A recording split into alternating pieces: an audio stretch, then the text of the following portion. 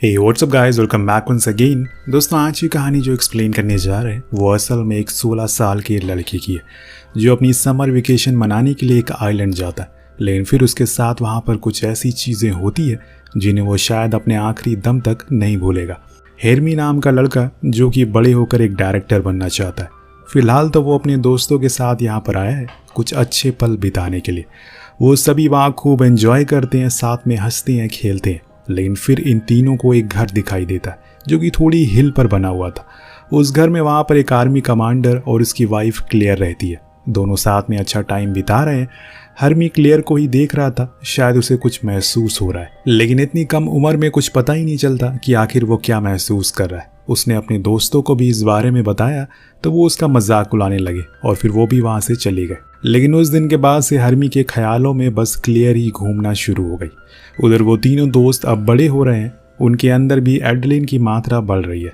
इसीलिए ओस्की वहाँ पर उस आइलैंड पर मौजूद हर एक लड़की के पास जाना चाहता है। ऐसा बेंजी भी करता है, लेकिन हर्मी तो अलग ही दुनिया में है। अब एक दिन वो लोग जब पोर्ट पर बैठे होते हैं तो वहाँ एक बार फिर से वो क्लियर को देखता है। दरअसल इस सीन से हमें पता चलता है कि उसके हस्बैंड को आर्मी से बुलावा आ गया है, इसीलिए वो उसे अलविदा कहने के लिए आई है। पर उसके जाने के बाद वो रोती भी है और उदास हो जाती है। जो चीज़ हर्मी को पसंद नहीं आती, उस दिन उसे एहसास होता है कि शायद वो उसे पसंद करने लगा है। अब तीनों दोस्त टीनेजर नहीं रहे, वो धीरे धीरे बड़े होने लगे। लेकिन उस उम्र में बच्चों को कुछ ज़्यादा ही जल्दी होती है बड़े होने की, और इन तीनों के साथ भी कुछ ऐसा ही होता है। वो सभी हर दिन एक समय पर मिला करते हैं ताकि साथ में कुछ बुक्स पढ़ सकें और स्मोक भी कर सके, जो कि आमतौर पर इस उम्र में लड़के करते हैं। उसके दोनों दोस्त अपनी अपनी दुनिया में मस्त थे, लेकिन हर्मी के दिमाग में कुछ और ही चल रहा था। वो हर वक्त यही सोचता रहता है किसी भी तरह से वो क्लियर को देख सके। और ऐसे ही एक दिन जब ये तीनों बीच पर होते हैं तो वहाँ पर क्लियर लेटी होती है। हर्मी का दोस्त उसे जाकर बात करने को कहता है, लेकिन वो डरता है, पर उनके बार बार कहने पर वो चला जाता है। लेकिन तभी बेंजी कुछ ऐसी हरकत कर देता है जिससे कि हर्मी को वहाँ से भागना पड़ता है। पर यह चीज़ उसे पसंद नहीं आती और यहाँ वही होता है जो हम सभी को मालूम है। दो दोस्तों के बीच में लड़ाई हो जाती है और ये लड़ाई इतनी ज़्यादा बढ़ जाती है कि दोनों एक दूसरे को मारना शुरू कर देते हैं।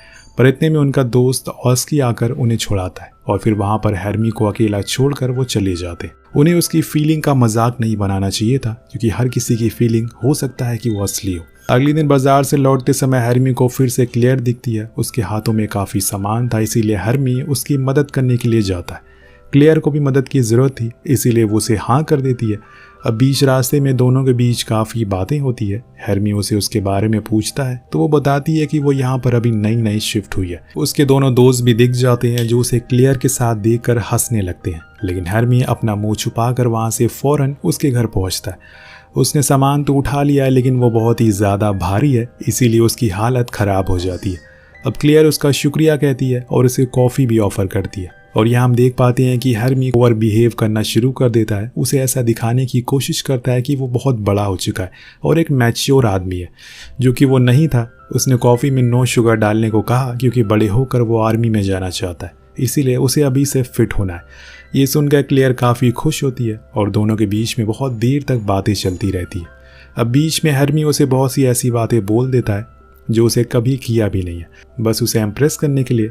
अब वापस आते टाइम उसे उसके दोस्त मिल जाते हैं जो उसे बताते हैं कि उन्होंने 3 लड़कियों से बात की है जो कल हमारे साथ मूवी डेट पर चलेंगी। अब सभी बहुत एक्साइटेड होते हैं और फिर फाइनली कल आ जाता है। ऑक्सी टिकट ले रहा होता है कि इतने में वहाँ पर क्लियर भी आ जाती है, जिसको देखकर हर्मी का खुशी का कोई ठिकाना नहीं होता। वो असल में किसी से मिलने के लिए आई थी, ना कि मूवी के लिए। यहाँ हर्मी उसकी कॉफ़ी की तारीफ करता है तो वो स्माइल करते हुए उसे घर पर दोबारा बुलाती है। जिसके बाद क्या था, हर्मी मूवी कम देखता है और उसके ही ख्यालों में ज़्यादा खोया रहता है। जैसे तैसे करके वो उस मूवी को कंप्लीट करता है और अपने घर वापस आ जाता है। अब तो उसे बस कल का ही इंतज़ार है, कैसे कल का दिन आए और वो क्लियर से मिले। और ऐसे मौके पर सुबह भी जल्दी नहीं होती जब हमें किसी से मिलने का इंतज़ार होता है। वो अगले दिन तैयार होकर सीधा क्लियर के घर जाता है, लेकिन वहाँ जाकर उसे पता चलता है कि वो तो उसके घर की सफाई करने के लिए उसे बुला रही थी। लेकिन हर्मी को इससे भी कोई एतराज़ नहीं होता, क्योंकि प्यार में इंसान सब कुछ कर सकता है। वो हंसी खुशी सफाई करना शुरू कर देता है। कुछ देर काम करने के बाद वो क्लियर को अपने दिल की बात भी कहता है, जिसके रिप्लाई में वो उसके माथे पर किस करती है और हंसती हुए कहती है कि आई लाइक यू टू। शायद वो समझ नहीं सकी कि हर्मी क्या कहना चाह रहा है। वो उसे एक बच्चे की तरह ट्रीट कर रही थी, लेकिन हर्मी के अलग इरादे थे। लेकिन यहाँ दोबारा उसे कुछ कहता भी नहीं है और उसके घर से बाहर निकलते टाइम उसे फिर से उसके दोस्त मिल जाते हैं और उसे छेड़ना शुरू कर देते हैं। लेकिन हेर्मी उसे कुछ नहीं बताता। वो उसे अब कुछ ज़्यादा ही पसंद करने लगा था। लेकिन वहीं उसके दोस्त ऑस्की को एक ही चीज़ से मतलब था। वो उसे समझाता है कि तुम्हें उसके करीब जाना होगा, लेकिन हेर्मी को ये सब पसंद नहीं था। उसका प्यार सच्चा था, ऐसा उसका कहना था, इसीलिए वो उसकी बात इग्नोर कर देता है। लेकिन ऑस्की बताता है कि आज रात उसने उन 2 लड़कियों को बीच पर बुलाया है, तुम भी आ जाना क्योंकि मैंने तुम्हारी गर्लफ्रेंड को भी बुलाया है। अब रात में ऑस्की और हेनरी साथ में बैठे होते हैं, बात करते रहते हैं। लेकिन जब ऑस्की को पता चलता है कि उसके दोस्त ने उसे यहाँ पर क्यों बुलाया है, तो वो उन सभी को बुरा भला कहना शुरू कर देता है और वहाँ से भाग जाता है और कभी ना लौटने की कसम खाता है। हेर्मी को तो पहले से ये आइडिया सही नहीं लग रहा था। उसने अपने दोस्त को मना भी किया था पर वो नहीं माना और वो उस पूरी रात उसी बीच पर घूमता रहता है। अब सुबह होने पर वो क्लेयर के घर की ओर निकल जाता है, पर वो देखता है कि वो तो बाहर बैठी कुछ लिख रही है।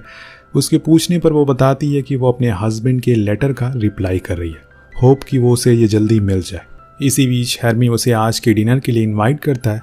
आज के डिनर साथ में करने को कहता है। क्लेयर को भी कोई एतराज़ नहीं था, इसीलिए वो मुस्कुराते हुए कहती है कि ठीक है, तुम आज मेरे घर आ जाना, मैं कुछ अच्छा सा बना दूंगी। फिर क्या था, हेर्मी की खुशी का कोई ठिकाना नहीं होता। वो भागते हुए अपने घर जाता है और रात की तैयारी में लग जाता है। उसने मार्केट से एक सूट खरीदा है और एक चश्मा भी, जिसे पहनकर वो आज रात जाने वाला है। पर जब वो बाहर निकला तो उसके घर की सीढ़ियों पर उसे ऑस्की बैठा हुआ मिलता है, जो उसे बताने लगता है कि उसके और मरियम के बीच में अब सब कुछ खत्म हो चुका है। वो शहर जा चुकी है। वो चाहता है कि वो तीनों दोस्त कुछ समय साथ में बिताएं, लेकिन हेर्मी ऐसा दिखाने की कोशिश करता है जैसे कि वो बहुत मैच्योर हो चुका है। वो उसकी किसी भी बात पर गौर नहीं करता और अभी उसके लिए सिर्फ क्लियर मायने रखती है। जो चीज़ ऑस्की को पसंद नहीं आती और उसे ये तक वो कह देता है कि जिस औरत के पीछे तुम पड़े हो वो धोखेबाज है, किसी के लायक नहीं है। और ये सुनकर मानो हेर्मी का खून खौल जाता है। वो इस चीज़ को सुनकर इतना ज़्यादा गुस्से में आ जाता है कि उसके ऊपर हाथ उठाता है और उसे बहुत बुरा भला कहता है और फिर वहीं छोड़कर क्लियर की घर की तरफ निकल जाता है। वहाँ पहुँचते पहुँचते शाम हो गई थी। जब वो उसके घर के बाहर होता है तो वहाँ पर चारों ओर अंधेरा था।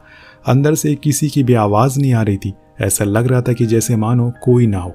हेर्मी को लगता है कि शायद वो सो गई, इसीलिए वो अंदर जाता है तो देखता है कि टेबल पर शराब की बोतल रखी है, पास में कुछ सिगरेट है।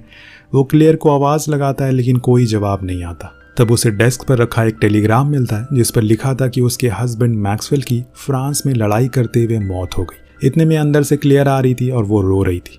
उसकी दुनिया उजड़ चुकी थी। उस समय हेर्मी उसे सहारा दे और उसे गले से लगा लेता है। वो कहता है कि वो उसके दर्द को महसूस कर सकता है, लेकिन वो तो पूरी तरह से टूट चुकी थी।